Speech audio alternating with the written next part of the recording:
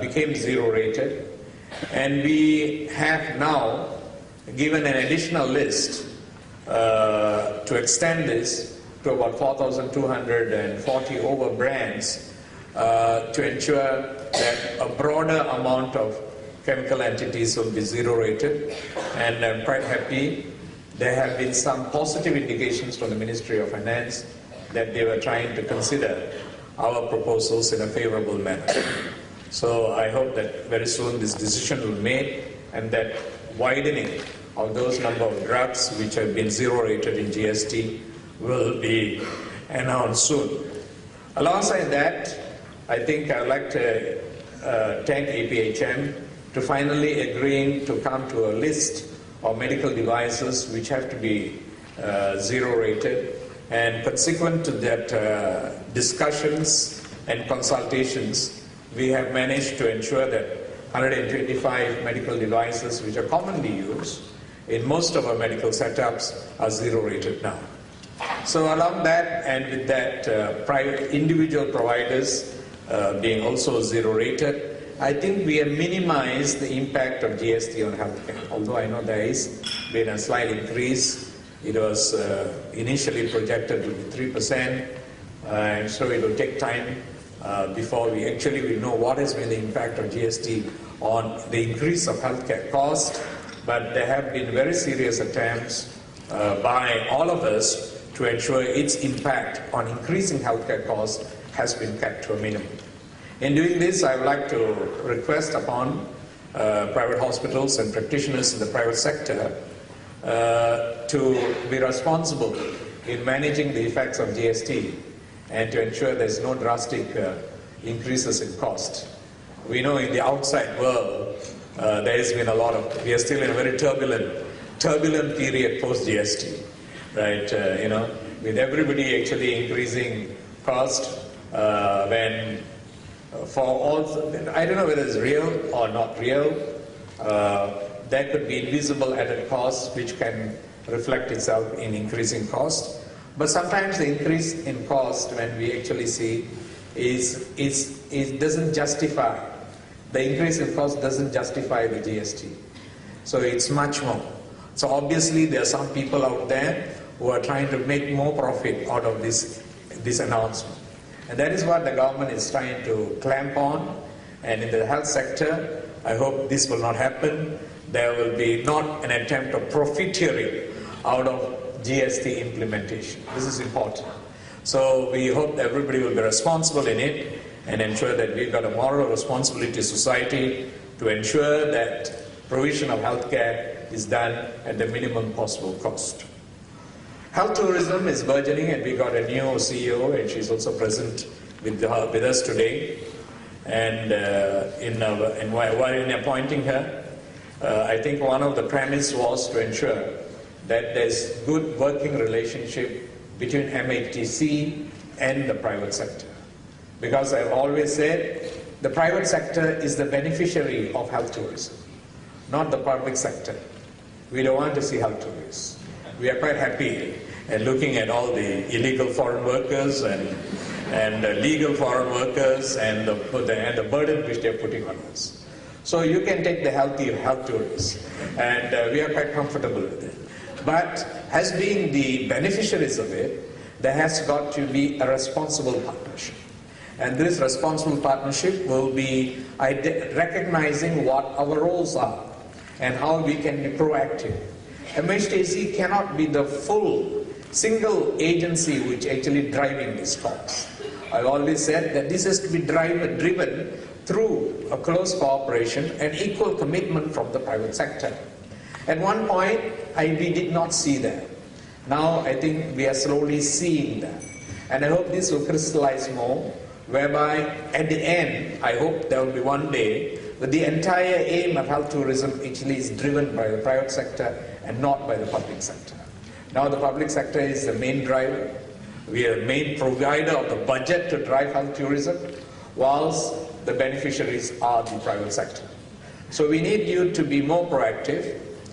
We have heard stories where hospitals in the private sector saying that, hey, we've got enough patients, there's no need for us to look up to health tourists to take that, to actually, for us, whilst, you see, the whole element of health tourism, we are in a very competitive environment. Countries around us are actually pursuing this in a very aggressive manner. To the extent there are countries which actually send their doctors giving CME talks in other countries to other doctors and having actually direct consultations. Well, this is being done. If we have got a kind of lackluster kind of attitude and involvement in this, then we might not be able to actually beat that competitive spirit which is actually imposed by many other countries. So it is important that the private sector actually comes full force in trying to meet up the challenges and expectations of health tourism. In 2013, our number of health tourists who came to this country about 770,000, which increased in 2014 to about 795,000.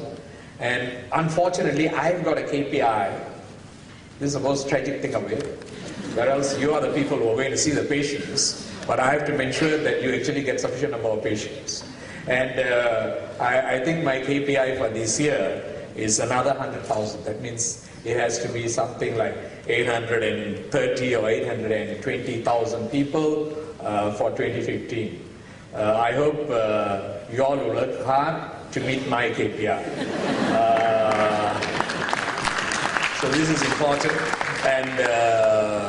And in terms of revenue, we went up from 690 million in 2013 to 730 million to 2014. I know there are some challenges there, so we are discussing how to actually liberalize certain things so that you can work under a more proactive environment.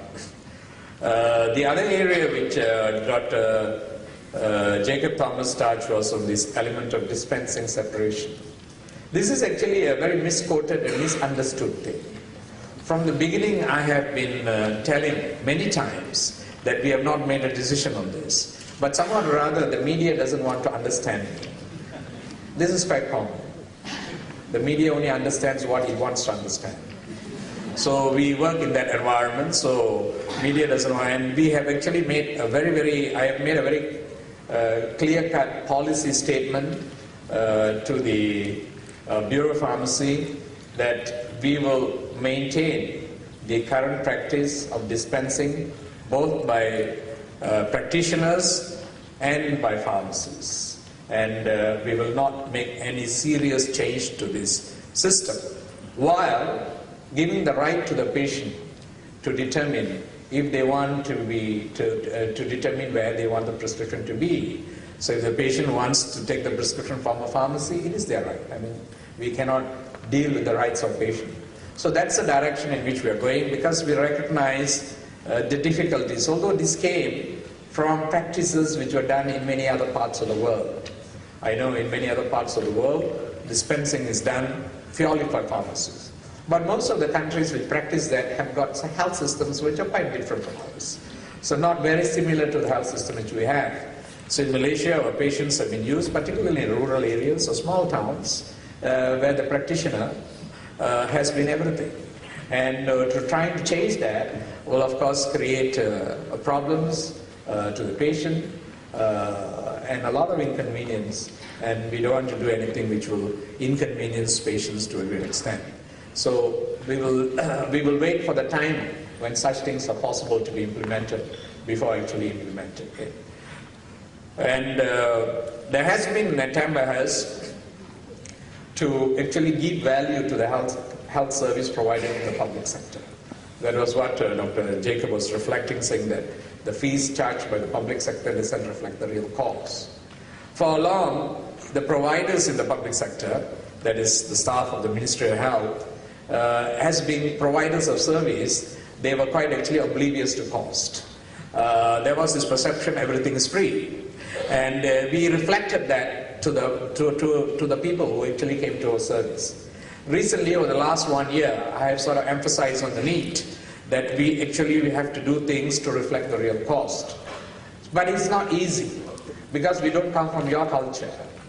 So you have got a well-audited system where your system can actually account for every gauze, every glove, every syringe, every needle, which is actually used in your system, whereas we are not used to that. So now trying to create the culture within the public system is hell of difficult.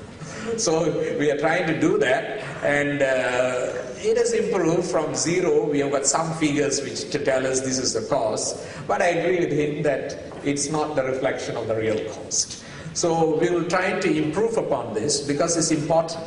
It's important amongst to us to know there's a value to the service. And it's also important to the patient to know the value to the service. I mean, I've gone to places, I actually directly go. There was recently one of my visits to Penang Hospital. I went to the pharmacies at the place where they were dispensing, and there was this patient and he was getting this stack of medicine and for 7 different types of drugs in, and we given to him, and I asked him, do you know what is the cost of all this? Of course, he had no idea, because he would only have paid 1 ringgit to actually get the care. So having given 1 ringgit, when you calculate the cost of the medications which was given to him, the real cost to us, not the cost which you all might buy for, because we buy in huge tenders at prices which are much, much more lower than what the private sector gets, and to us itself was about 80 ringgit.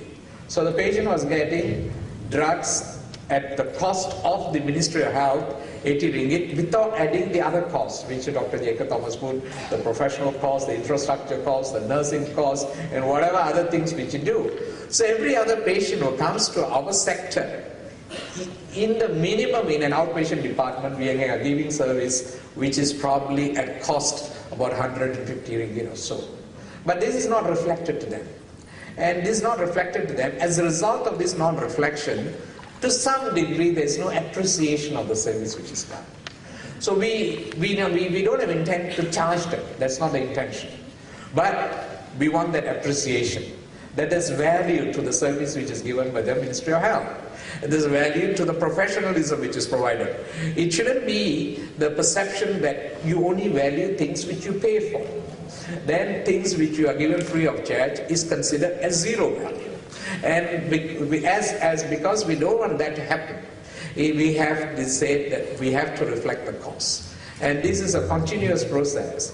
Because once we get that done optimally, then it will lead to the next point which was raised by Dr. Jacob Thomas on public-private partnership. Why? If we find that we are doing things much more costly than what you are doing, then we might have to rethink the way we are doing things. We have to might rethink things because now we are doing it under the impression that what we are doing is much, much more cheaper than what you are doing.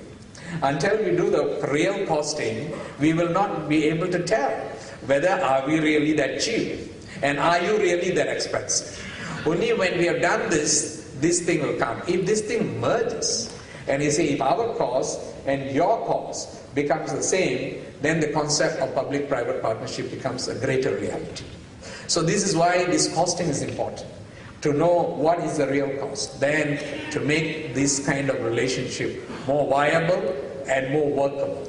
And this is the reason why we are pushing on this. And you are getting a speaker in the afternoon at 2 o'clock, Idris Jala. He is the private sector in the public sector. So he is the corporate mind within our government, corporate mind in the cabinet.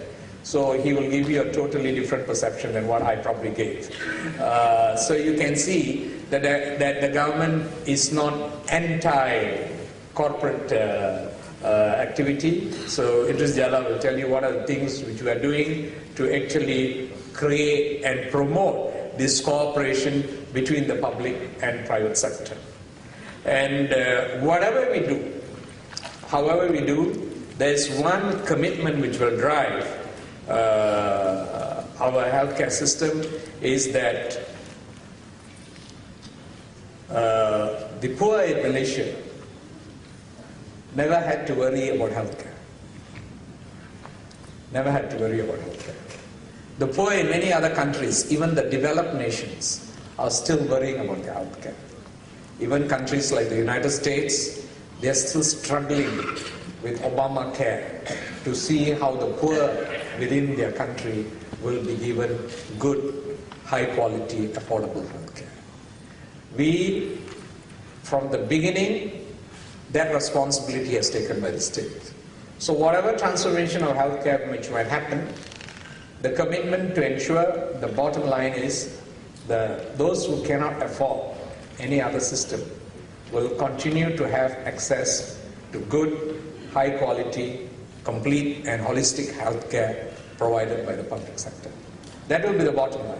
And based upon that bottom line, of course, improvements to ensure that the healthcare is becoming more productive, more proactive, and cooperations between private and public sector, synergistic use of skills, synergistic use of equipments. These are all things which we are thinking about, and we hope that there could be, as time goes by, this kind of cooperation can become better and better. So, ladies and gentlemen, those are some of the views, my views, in response to Dr. Jacob Thomas' policy statement. And with those words, I wish you good deliberations of the next 2 days. And I hope the outcome of your discussions will give rise to better environment of private healthcare in this country. Thank you very much.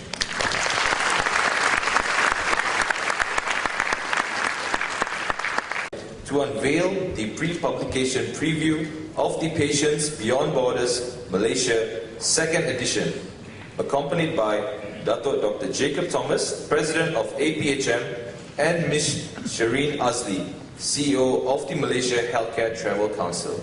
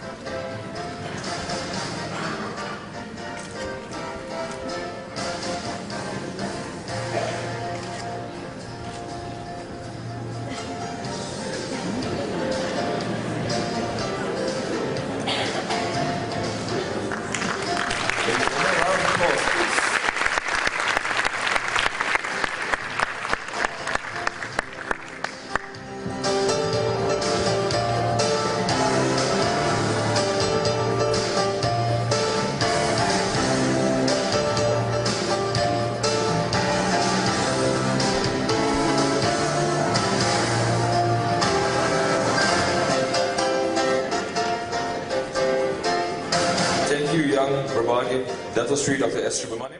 To everyone present, I extend my warmest welcome. I deeply wish I could be here with each and every one of you at the 23rd Annual APHM Conference.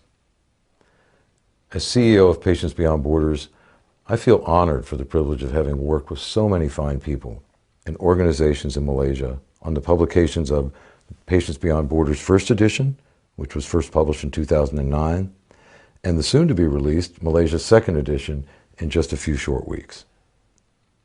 I want to extend special thanks to the Honorable Datuk Seri Dr. S. Subramaniam, Minister of Health, Malaysia, for the supporting efforts which continue to bring Malaysia into the forefront of international healthcare.